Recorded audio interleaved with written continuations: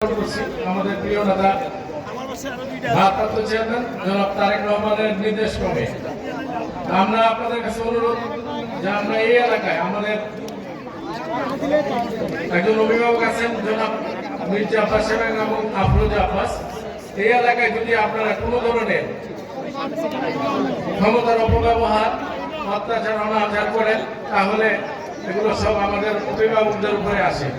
আপনাদের কাছে অনুরোধ থাকবে আপনারা সবাই সাথে আচার ব্যবহার ভালো করবেন, সুন্দরভাবে চলবেন, যেন ভবিষ্যতে আমরা যখনই মানুষের দ্বারে দ্বারে ভোট চেতে যাবো যেন আমাদের কাছে কোনো ধরনের জিজ্ঞাসা না করে।